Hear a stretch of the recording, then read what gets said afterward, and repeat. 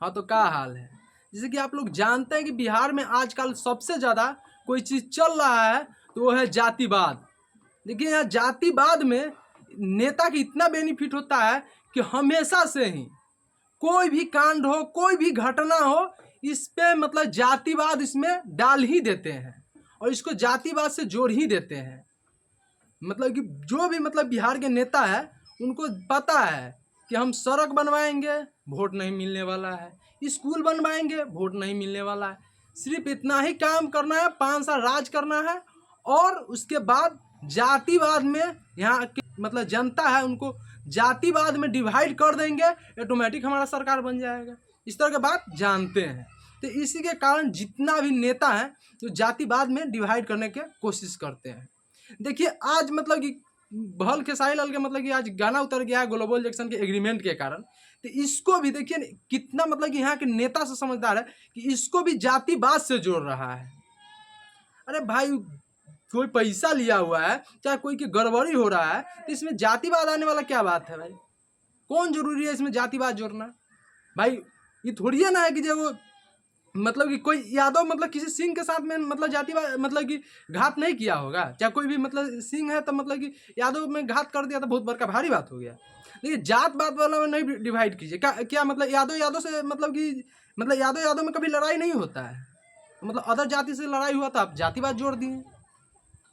कहाँ तक मतलब ये सोचने वाला बात है कि मतलब यादव यादव में झगड़ा हुआ तो ठीक है, मगर दूसरा जात से जब झगड़ा होता है तो आप लोग जातिवाद में डिवाइड करके और वोट पाने के लिए मतलब क्यों या इतना मतलब खुंडी खुंडी मतलब इतना छोटा छोटा जातिवाद में डिवाइड क्यों कर रहे हैं आप लोग।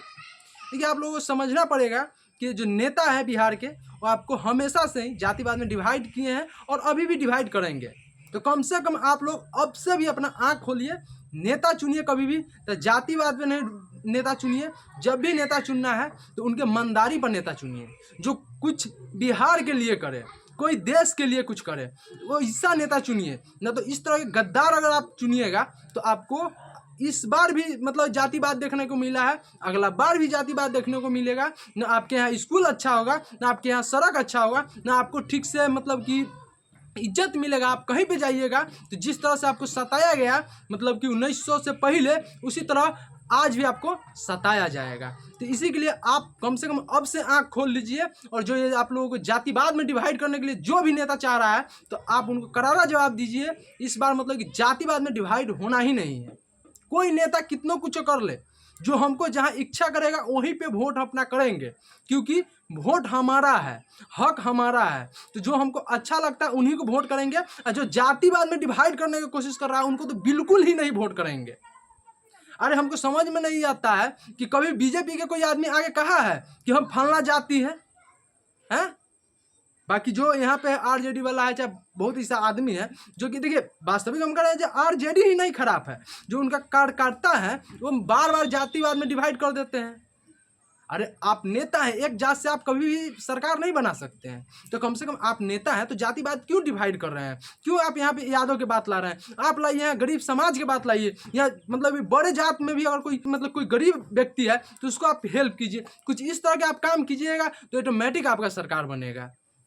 तो यहाँ पे मतलब कि जो आरजेडी कार्यकर्ता है या बीजेपी के कार्यकर्ता है, हमेशा से मतलब कि जातिवाद में आपको और हमको डिवाइड करने की कोशिश करते हैं और अपना उन सरकार बना लेते हैं। तो कम से कम अभी से भी आप लोग आँख खोलिए, जो जितना भी है ना जातिवाद में जो डिवाइड कर रहा है नेता, उसको आप वोट नहीं कीजिए। जो ईमानदार नेता है, जो बिहार के लिए सोचता है, जो देश के लिए सोचता है, उसी को वोट कीजिए और उसी को सरकार बनाइए, क्योंकि वही जीत के आपके बाल बच्चा के भविष्य के बारे में सोच सकता है, आपके भविष्य के बारे में सोच सकता है। चलिए विशेष नहीं बोलेंगे, इसी के साथ विदा लेंगे।